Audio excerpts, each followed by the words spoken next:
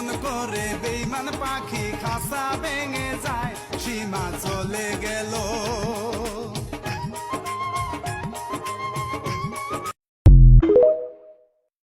Wow, so beautiful. যারা সাগরে চাকরি করবেন অনেক মজা। দেখেন কি অবস্থা, সাগরে চাকরি শুধু টাকা আর টাকা।